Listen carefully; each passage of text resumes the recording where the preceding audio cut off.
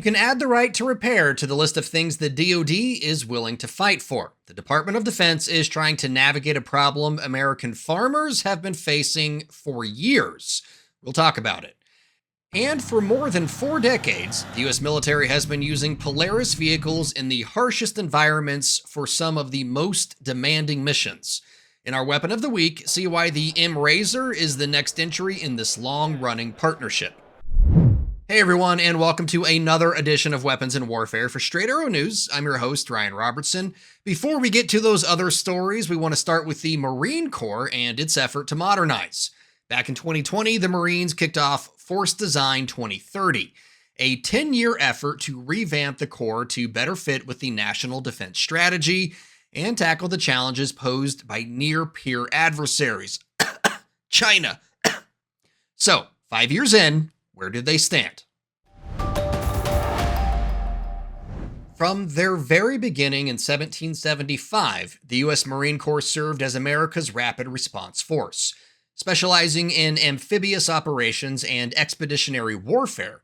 But as the DoD turns its focus from the global war on terrorism to great power competition, the Corps, like their sister services, is focused on modernizing its force for America's next conflict.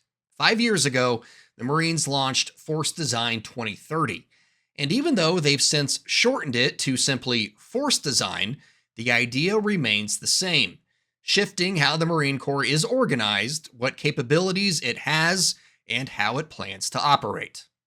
What I need is lethal capability that's affordable, that's light, that's getting more autonomous, that matches the needs that I have for the Marine Corps. That's General Eric Smith, the 39th Commandant of the Marine Corps, speaking at last spring's Modern Day Marine event about the Corps' plan to shift from counterinsurgency operations to a more expeditionary and naval-focused force, capable of operating within contested areas and supporting naval operations. Part of the challenge for the Corps, according to the commanding general of the Training and Education Command, is keeping pace with new technology being embraced by the DoD. If we don't adapt to sort of a crawl, walk, run training model where we field less expensive but sophisticated, training systems and employ things like virtual reality or augmented reality in those systems to ensure that we make the best use of the time we actually put on the systems that we're going to fight with, and that we can train to full capability as we are still fielding those systems, then we risk being behind in terms of our readiness for conflict when it does arrive. One way the Corps is doing that is through initiatives like projects Trident, Triumph, and Tripoli, all aimed at leveraging the latest tools available with lessons learned over the Corps' 250 years of service. We have to create that friction in training command, and using the scenarios out of Trident, using the virtual system out of Tripoli is the way to go for any evolving military in the future. It's the way in which you will be able to test yourself to failure, test yourself to disadvantage, and then understand how to maneuver under that. To make that happen, the Corps identified areas of focus, all part of a comprehensive plan to modernize and restructure the Corps by addressing the challenges posed by potential adversaries, particularly in the Indo-Pacific. It's worth noting that elements of Force Design evolved and changed since it was launched, due, at least in part, to Russia's illegal invasion of Ukraine and how Ukrainian forces were able to defend themselves against a much larger and better funded foe. We just really need technology to help us with this plan. Obviously, there's got to be training and education for our agile young men and women, but we've got to have something that's going to help us because it is a really, really challenging change in warfare in the last couple of years. The commander of the Marine Corps' Installation Command, Major General Jason Woodworth, says one area where the Corps evolved is in looking outside its ranks for solutions to certain problems. We can tell you what the problem is, but we need more from industry, I think, in ways where they can help us understand the problem, shape the problem, and come up with solutions that are viable and somewhat agile and adaptable in the future to be better at that. Among the positives senior leadership observed since the initiative kicked off is the ability of younger Marines to keep pace with the changes. Our limitation has been at times, particularly, which is we take them still through our foundry, our legacy foundry, and they're ready to learn faster and more. And every time we place them in that context of, look, have you learned this yet? And we test them and evaluate them, we find they're already there. They're just waiting on us. One area where the Marines are showing definitive progress is in recruiting. Over the past 5 years, the Corps consistently outperformed other branches of the U.S. military in achieving its recruitment objectives. While it is no doubt a positive indicator, General Smith says the real win is keeping those Marines in the Corps. So we have to do things that are smarter. We have to let Marines pick their own duty station. Again, if you let a Marine write his own tasking statement, he'll get it right 100% of the time. If a Marine is at Camp Lejeune and they want to stay at Camp Lejeune for 9 years or 12 years, that's fine by me. Why do I have to move him to Camp Pendleton? General Smith says the Marines can't recruit their way out of a manpower crisis, but they can retain their way out of one. So what do the next 5 years of force design look like as the Corps looks ahead? Senior leadership says the ability to innovate and respond to the demands of modern warfare will be crucial in shaping Marines' role in America's national defense for years to come. Time now for headlines that you may have missed. I'm joined once again by senior producer Brett Baker. Brett, great to see you. And you just got a new car, right? I did. That is true. I did get a new vehicle. Treated myself for the first time in a few years. So, yes, I have a new whip. Yes, new whip. Treat yourself. Treat yourself. Have fun paying the taxes when you go to register it. I know that's always fun. Yeah. But yeah, let's go ahead and sorry, my cat just came into the room. Brett, let's go ahead and get started with the headlines. There is a push underway by some in the Department of Defense to allow mechanics and maintainers of the various branches the ability to work on vehicles and machinery without voiding the warranty on said vehicle or machinery. A recent report by Task and Purpose detailed the push for a right to repair is what it's called. As it stands right now, it's often written into the contracts that the only ones who can work on certain systems are the defense contractors. Brett, obviously this is going to lead to some headaches because it's not like you can get a defense contractor out to the Indo-Pacific once the missiles start flying and you need to repair something on your boat. Yeah, this is a problem that America's farmers have been facing for a long time. Obviously a lot of the gear inside these machines, be it a tractor or a tank or a jet or what have you, is obviously highly proprietary.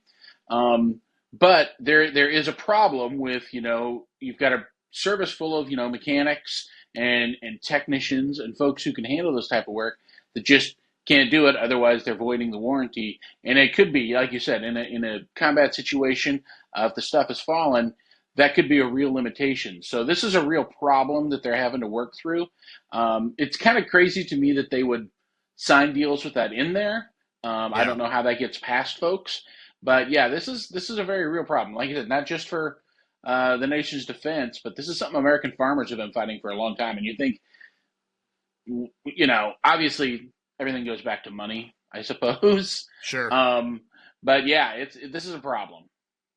So it's I was reading some articles and one military person described it as, imagine you're on Star Trek and Captain Kirk asks Scotty, like, hey, you going to fix that engine? And Scotty says, well, we need to wait for the Federation to send a repair crew. It's going to take 3 weeks for them to get here, and we can't get started until they get here.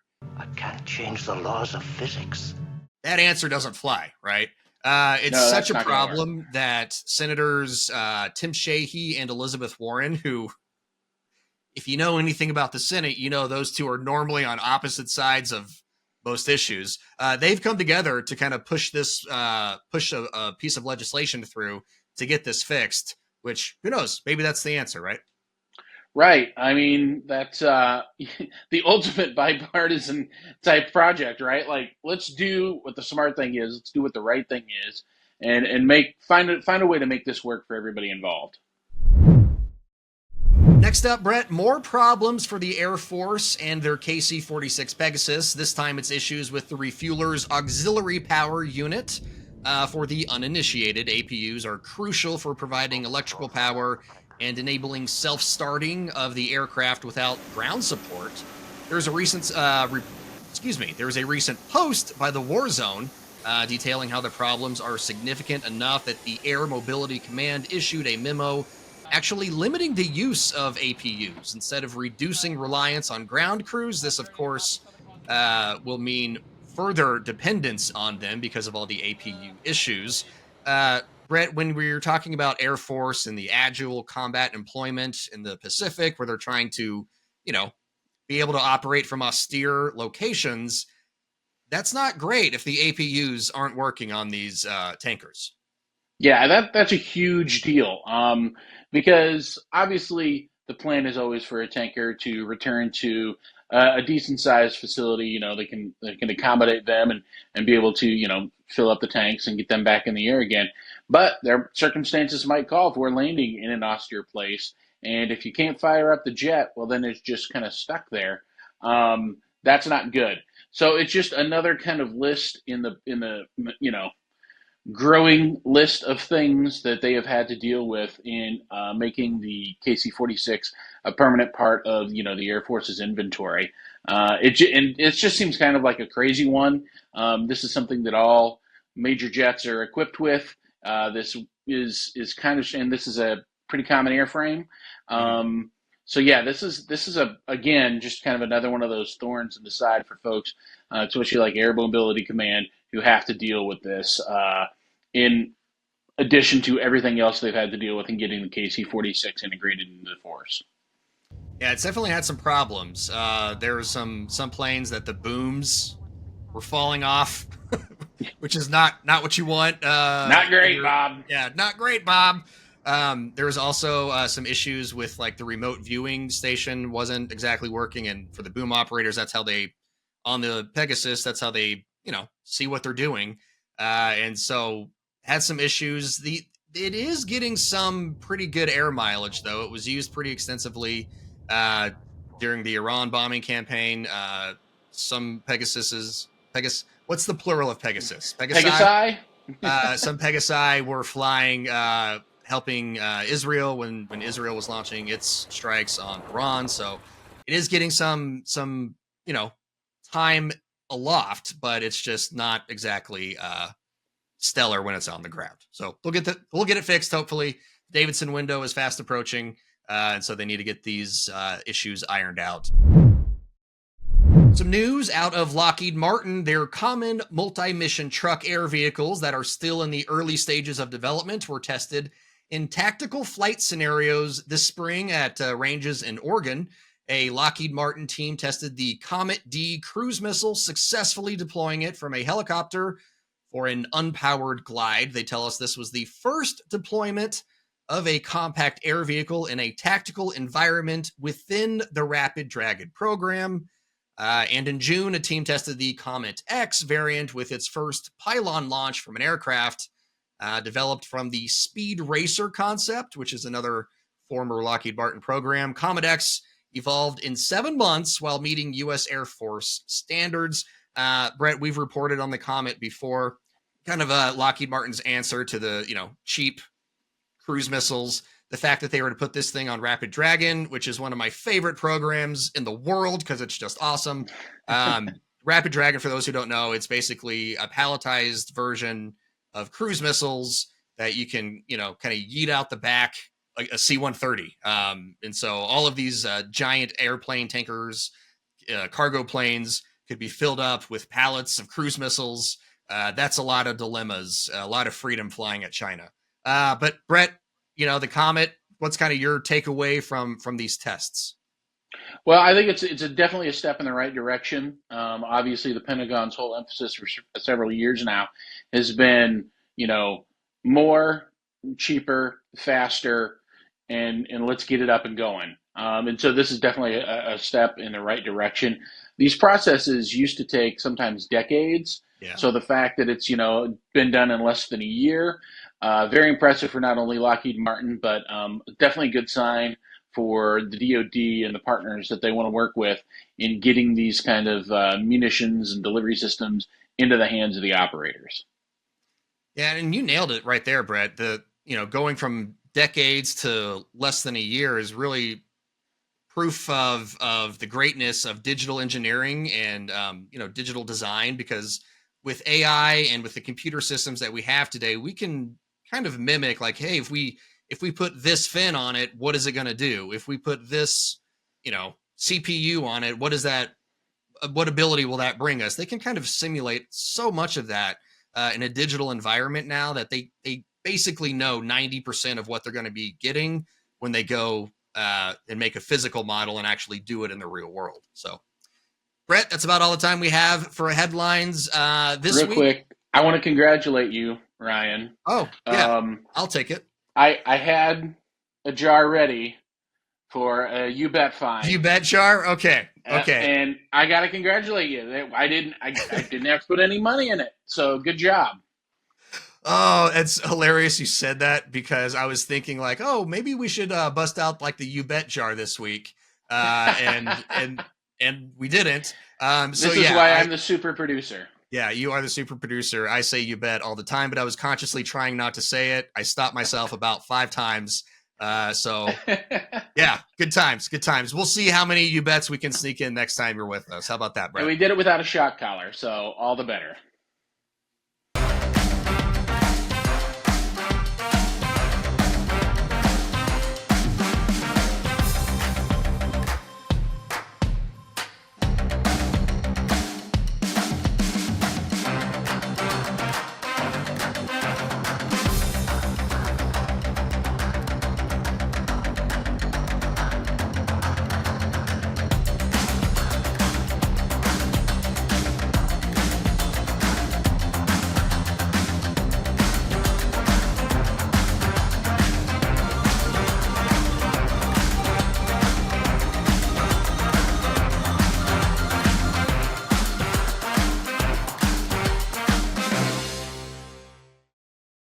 Unless you have a real affection for astronomy, when you hear the name Polaris, it's likely you think snowmobiles plowing through drifts of snow, or maybe you think of personal watercraft, or maybe one of their boats crashing through the waves at a local lake. Since 1954, Polaris has been making vehicles for work and recreation, so it should come as no surprise that they also found a home within America's military ranks as well. That's why the Mrazer is our weapon of the week. To see a Polaris Mrazer 6x6 packed on the floor of a military exhibition is to want to climb behind the wheel of it immediately and burn some rubber. But we showed some self-restraint and instead visited with Polaris program manager John LaFata to get the 411 on this 6-wheeled machine. Upgraded with a third axle to enhance its payload capacity, this version can handle 3,600 pounds, with 3,000 of those pounds on the platform deck. This allows for more logistical flexibility and the integration of heavier systems. It's a one-size-fits-all vehicle, so you can be able to utilize it for a number of different mission sets, whether that's doing recon exploration type events, logistical side of things, just carrying food, water, fuel, or weapon-style systems like we have on the Jackal behind us. LaFata says any service member who puts the Mrazer to work can trust the company's 7 decades of research and development, putting all of their lessons learned right back into the vehicles. So we take that off-road DNA from the larger Polaris organization and we've built it into that militarized capability of Mrazer Alpha. So the 32-inch tall tires, front and rear lockers, 8-speed automatic transmission, 1.5-liter diesel engine. You're getting that power and that off-road maneuverability with high payload carrying capability that can maneuver around places that a normal vehicle is just not going to go. Polaris touts the vehicle's ability to fill a variety of roles, from gathering intelligence to daily operations, logistics, and communications. They see it as a Swiss Army knife solution to a number of the military's needs. Our main goal is to try and showcase that this fills a gap between the ULTV, the JLTV. You get yourself something that can fill that that payload and necessity inside of what we see as their needs from a vehicle standpoint. So what's next? Levada tells us Polaris is working closely with the Marine Corps to develop a 1 kilowatt and a 5 kilowatt version of the Mrazer Alpha, with the 5 kilowatt version being able to export power at 24 volts. It's a feature that not only enhances the platform's modularity, but it makes the platform far more versatile, able to meet a range of needs the Marines might have for the vehicle. Back in April, we told you about how the state of Ohio worked to land Anduril's planned 5 million square foot facility called Arsenal 1, just south of the state capitol in Columbus. The state and the burgeoning defense contractor are making headlines again, and that's the subject of this week's Comms Check. Anduril Industries has just landed a $310 million grant from Ohio's Job Creation Office as it gears up to build its huge manufacturing facility. Under a 30-year agreement with JobsOhio, the company will create more than 4,000 jobs and invest at least $910.5 million in the next decade to qualify for the funds. The new facility, called Arsenal 1, will focus on producing military drones and autonomous air vehicles, with plans to open in July 2026. This massive facility will be situated on a 500-acre site near Rickenbacker International Airport, about 16 miles southeast of Columbus. All opinions expressed in this segment are solely the opinions of the contributors. All right, folks, that just about does it for this week at Weapons in Warfare. Please don't forget to like and subscribe to our social media feeds and download the Straight Arrow News app today. We just got certified again by all sides as an unbiased outlet, so if you want straight facts, we got you covered. For my wrap this week, I want to talk about the impacts of watering down the message. Since taking office for his second term, Democrats and others have repeatedly accused President Donald Trump of taking the country down an authoritarian path. The latest accusation comes amid the news that CBS is canceling The Late Show. I'm going to go ahead and say it. Cancel culture has gone too far. The claim by the left is under pressure from President Trump. CBS fired Colbert after he was critical of the network's parent company for paying millions to settle a lawsuit with the administration. And because Colbert's contract was not renewed, we're now even further down an authoritarian rabbit hole. But here's the thing. The Late Show was canceled, but it's not going off the air until next year. And when it does, it's not like Stephen Colbert won't have another job lined up, where he can share his thoughts without worrying about network executives telling him what's acceptable or not acceptable. Network TV viewership has been declining for years, and late night is no different. Reuters says the show was losing millions, and Colbert is one of the highest paid presenters at CBS. So when the network says canceling The Late Show was a business decision, maybe there's some truth to that. How dare you, sir? Look, I absolutely believe strong democracies allow dissent, and President Trump is going after his critics with plenty of fervor, but Colbert getting almost a year's notice that he's going to be out of his current job is not authoritarianism. Saying it is only dilutes the impact of the word and waters down the message, and makes it less likely that people will heed the call if actual authoritarian alarms start to sound. For senior producer Brett Baker, video editor Brian Spencer, and motion designer Dakota Patillo, I'm Ryan Robertson for Straight Arrow News, signing off.